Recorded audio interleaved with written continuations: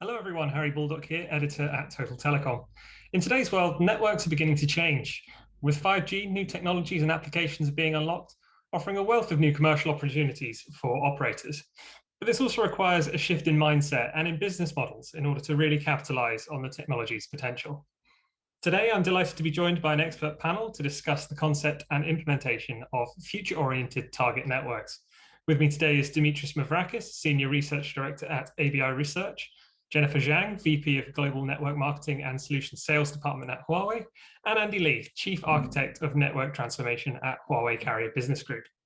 Firstly, thank you all for joining me today. Dimitris, perhaps you and I can begin the discussion.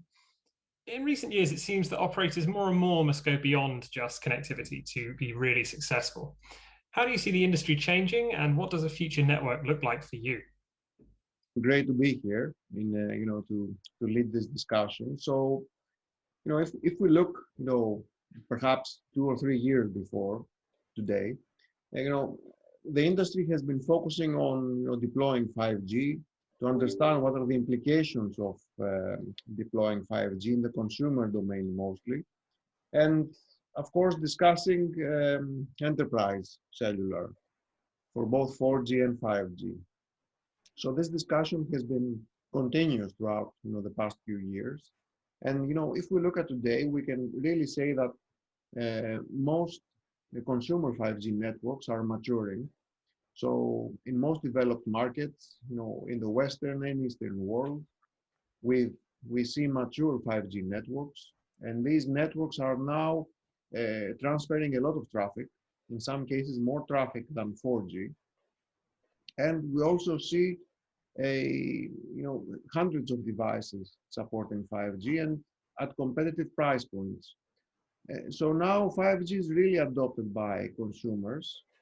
And now the next phase of the discussion that many operators, CPOs are facing is how to repurpose, I guess, 5G for the enterprise, right? So obviously, looking ahead, there are two aspects, how to maintain the health and the capacity of consumer 5G networks through things like massive MIMO or incremental updates like improving the uplink or perhaps hardening fronthaul and backhaul, and at the same time, how to introduce new capabilities, for example, network slicing, enterprise 5G networks, and so on, to increase revenue streams. So, and I would say that any operator that has deployed 5G at a large scale is involved in both aspects of these discussions, right? Contrary to the past with 4G and 3G, where most of the focus had been on consumers. But now we see a lot of discussion about enterprise as well. Andy and Jennifer, I'll come to you guys now. Based on current developments, what do you think will be the next biggest driving factor for Target Network 2025 in the next 5 years? Okay, I think industrial digitalization will be the biggest force driving Target Network 2025 in the next 5 years. Let's look up this history. It's well known that in the 2G era, mobile voice services exploded. In the 4G era, broadband data applications dominated our lives. Obviously, business and technology are two key factors to drive network development. Today, technologies are developing even faster. 5G had commercially launched in over 140 networks. For example, more than 700,000 5G base stations have been deployed in China so far. Cloud and big data have been already adopted in many different industrial sectors. And AI is also widely used to boost productivity. We see more and more digital applications in traditional industries, such as 5G factor, 5G steel, and 5G port. As a matter of fact, digitalization is accelerating in all industries. On the other hand, it's bringing huge changes to operators' business. The customer is changing, the service type is also changing. The application scenario are changing too. For the sake of the future opportunities, we suggest operators to start the network preparation today by changing the network planning from a traditional traffic-centric to a service-centric.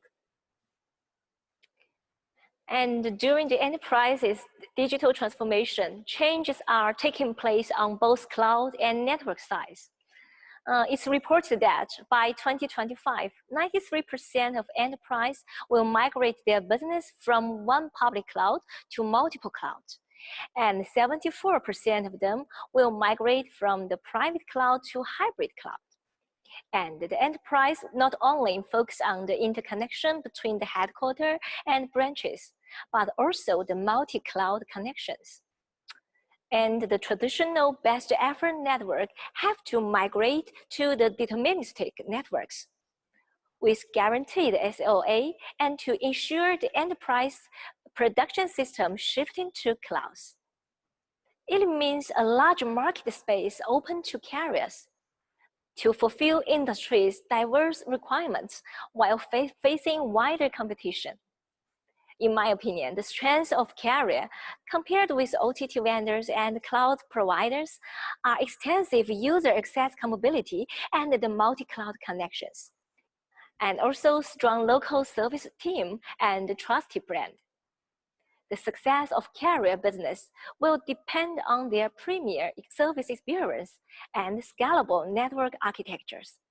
That is the key to predominate the future competition and the return to the top of the ICT value chain.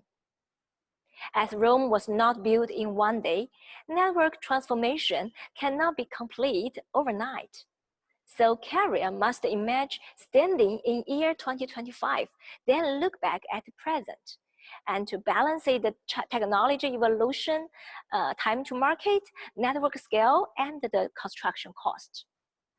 Both the long-term and short-term benefits and the priority of investment should be considered. That is why we believe the target network 2025 will be important to every carrier. Dimitris, do you agree with those driving factors? And what do you think is going to be most important? The network and the business of the operator needs to be more granular and suitable for many different use cases, right? Today we have the consumer use case, which is driving 90 to 95% of operator revenues. But in the future, and of course, in order to maintain the profitability of operators in the enterprise domain as well, networks need to be appropriated, to be in the way of network slicing, for example. And for that to happen, we have many foundational technologies being discussed today. For example, virtualization and cloud-native architectures that are being deployed in the core network, or even virtualization of the radio itself. So these are foundational technologies that will take operators towards their next evolutionary step to 2025. And of course, our opinion at ABI is that cooperation with hyperscalers, this will be the foundation for the next level of profitability and business. So all of these platforms, these perhaps IT concepts being applied to telecom networks, these are certainly the starting point for the next evolution of the network. From Huawei's perspective, what features should target networks support to assist carriers throughout this process of digitalization? Okay, during MWC 2021 Shanghai, Huawei released the Next X 2025 Target Network Technical White Paper. It proposed guide as the 5 features of the target network, which stands for gigabit anywhere, ultra automation, intelligent multi-cloud connection, differentiated experience, and environmental harmony. It's guide to the target network 2025. I will take a little while to explain the guide in details. First, G for gigabit anywhere. From the service perspective, video is evolving from HD to 4K, even 8K. VR and AR applications will become more and more popular, which will drive a 10 to 100 times traffic growth, and good experience requires seamless network coverage. Many countries, such as Germany and UK, have already published their Gigabit 2025 plan.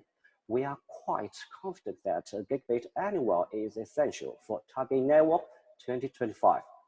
Second, U for ultra automation.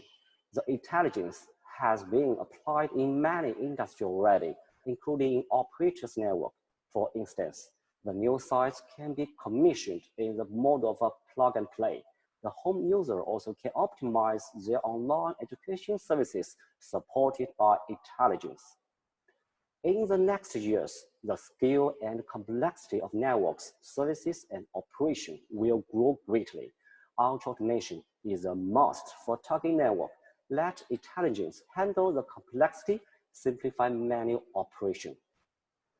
Third, I for intelligent multi-cloud connection. According to a report, 84% of large enterprises and 61% of SME selected multi-cloud strategy to their digital transformation. For example, a logistic company might use Office 365 on the Zoom cloud and they link video conference services on Huawei cloud. Meanwhile, their production system is deployed on the private cloud to ensure security. As a result, we believe intelligent multi-cloud connection will be one of the key features of a target network. Fourth, D for differentiated experience.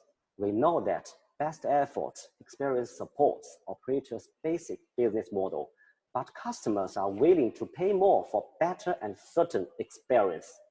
For example, a stock exchange company is willing to pay 10 times more for latency by 1 millisecond less. The deterministic technologies such as network slicing are becoming matured, which will enable operators to monetize their network capability much better.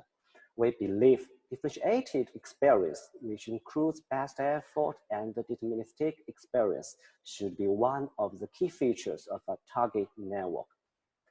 Fifth, E for environmental harmony. Today, there are already 120 countries in the process of developing 2050 net zero carbon legislation. Green has become one of the sustainable development strategies for the leading operators. To be greener, to be environmental harmony is, of course, a key feature of a target network. Green should be implemented in all dimensions when we plan the target network. This is our commitment to the future. When actually building networks, carriers will have to evaluate the current network architecture's competitiveness and how to migrate smoothly according to their unique strategy and local service development. In March last year, IDC proposed the Key Architecture Index system in a white paper. The system profiles a mature network architecture model from 5 cloud-native dimensions called CASSI, C-A-S-S-I, namely congestion-free, always-on, simplified, scalable, and intelligent. The indicators of the KAI are continuously evolving towards to cloud network convergence. To provide consistent cloud network experience, cloud network integrated scheduling, and cloud network integrated security defense help carrier evolve from ICT to DICT service. Moreover, Huawei developed a digital KAI toolkit according to IDC's CASSI model and worked together with global carriers to plan their target network. With the evaluation toolkit, it can evaluate the gap between the existing network and the local service-driven target network, identify the compatibility bottleneck, and make some step-by-step improvement plans. Carriers can clearly see their annual competitiveness improvement against their investment after the network are deployed. Especially the transport network planning becomes measurable, valuable, feasible, and manageable. So digitalization happens in the carrier's planning process as well. Dimitris, do you have any thoughts on key features for target networks when it comes to digitalization? There are several key features that are common, across developed networks, right? As we said, high speed, differentiated networks, intelligent. But perhaps one thing to consider is that not all networks can have the very same targets, right?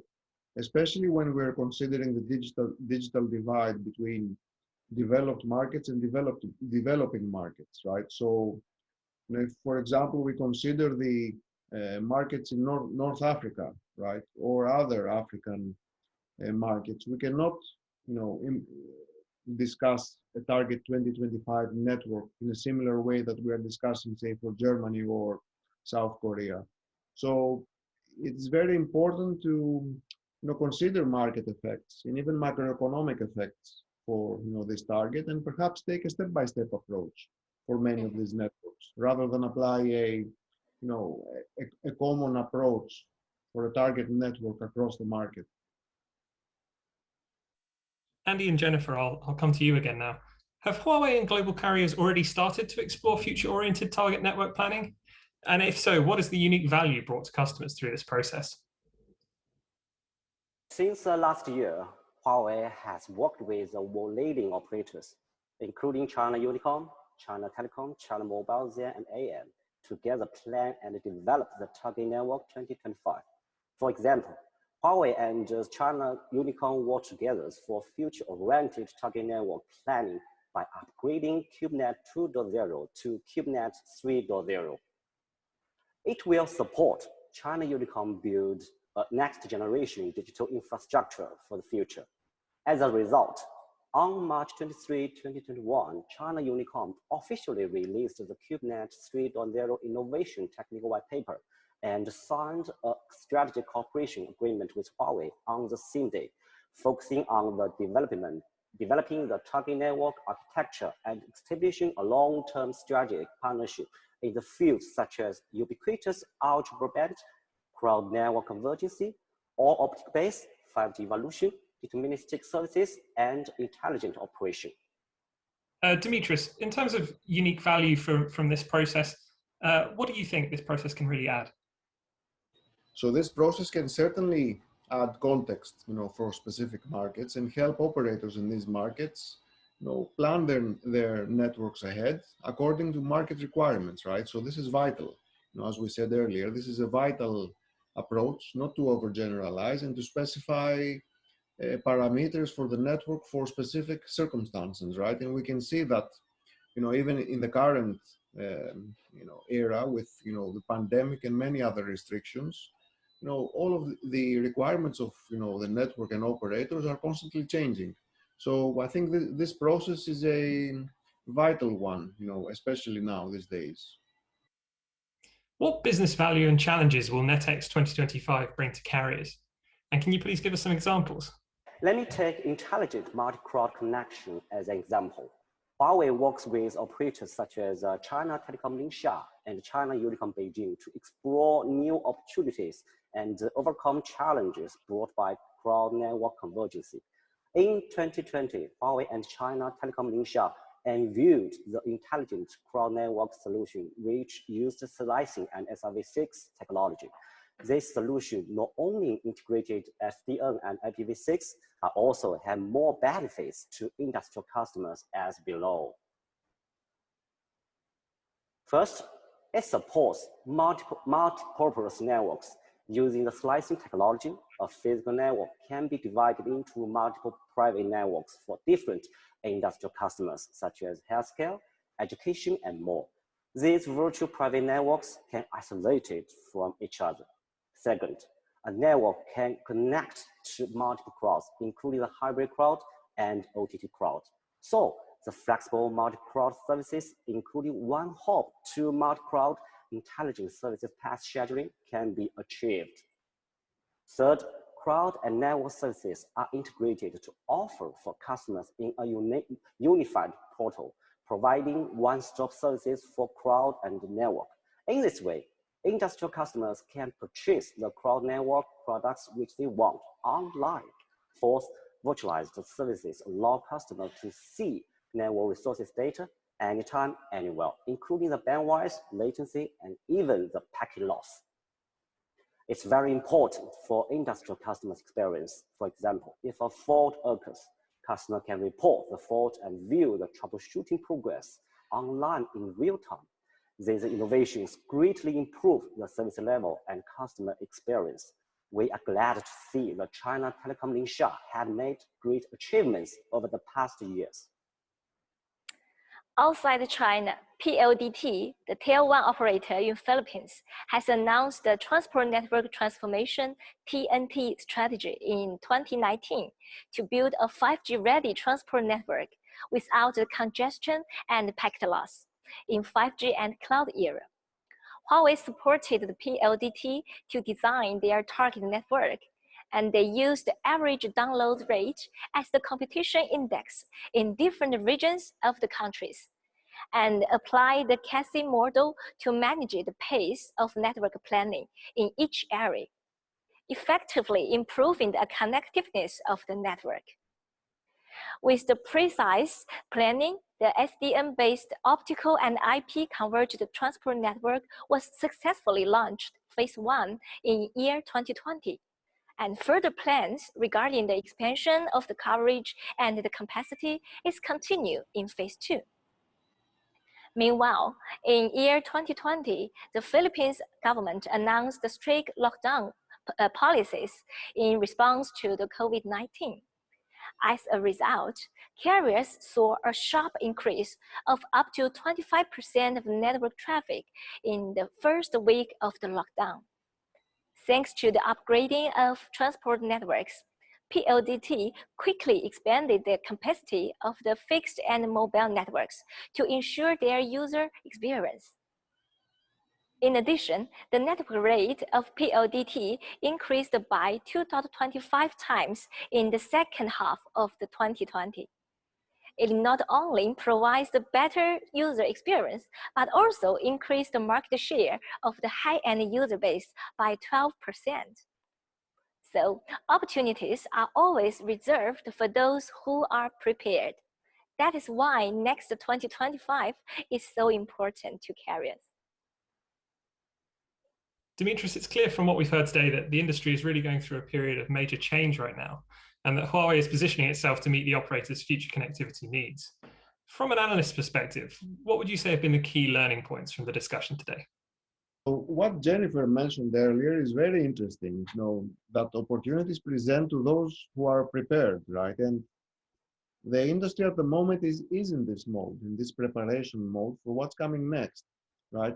So, and we see many different types of activities, not in a major scale yet, but they are definitely happening. For example, we see a growing interest in network slicing now. So not in the network slicing, not in the theoretical way that, end-to-end network slicing, but perhaps using 5G release 16 features to perhaps offer specific services to enterprise verticals, right? So not end-to-end slicing, or perhaps the integration of non-public networks, so private networks with public networks, right? So an enterprise having deployed a campus-based network that's completely isolated from the public network will want at a certain stage to expand its services to the public network. For example, workers traveling outside the campus and so on. So many operators are currently designing the systems, right? And trying to understand what are the implications of interfacing with these new business models, right? So this is happening across the world, right? Certainly in China, it's happening in the US, in Europe, and many other areas. So that is a vital point, right? So operators, in a way, are trying to implement these new business models and deploying the technology to do so, but also, like our Huawei friends have said, they're also trying to interface the back office, the back end of their operations with hyperscalers, right? Because we can surely say that many of these applications and these systems will be deployed on the public clouds, sooner or later. So I would fully agree with Jennifer here that preparation is key, and this is what's happening at the moment, trying to understand what key steps in these preparations are next. It's very clear from this discussion that Huawei is positioning itself to meet the needs of the operators' future networks. From an analyst's perspective, Dimitris, what would you say has been the key learning points from today's discussion? So we can surely say, if we look at 2025 on a high level, right, we can safely say that both for consumers and enterprises, the network will provide high speeds, perhaps gigabit speeds in certain cases, but perhaps a common fabric of mobile broadband capacity, right, that can enable a variety of use cases, not only for consumers, but also for enterprises. Then we can say that the network will be intelligent, right? Perhaps not offer the end-to-end network slicing approach, but certainly specific enterprise use cases, right? And that will happen through the foundational concepts like virtualization, cloud-native architectures, network orchestration, machine learning and AI in the network, and many others. And last but not least, we can also say that in 2025, the network will be differentiated. So instead of offering consumer-based services today, so to all of us, I guess, it will offer more granular use cases for specific enterprises. For example, offering deterministic connectivity for manufacturing, not necessarily on the factory floor, perhaps outside, or perhaps lower priority communications for asset tracking and so on. So, and to enable all of these features, the network planning needs to happen today, right? And that's what we're seeing across the market. We're seeing the next step of 5G evolution, both on the radio domain, so what it will take to perhaps have more energy efficient, higher capacity, and more efficient systems in general, but also in the back end with virtualization, with intelligent networks, orchestration, and many more. So, and this is an exciting time for the industry, right? I think we've all been familiar with that. Now reality is setting in, and many operator CTOs are understanding what the 5G network can do. And now they're in the next phase planning to appropriate this functionality for enterprise verticals. To conclude, from an analyst point of view, this is a very interesting time. It's been a really great discussion, everyone. Thank you very much for your time today.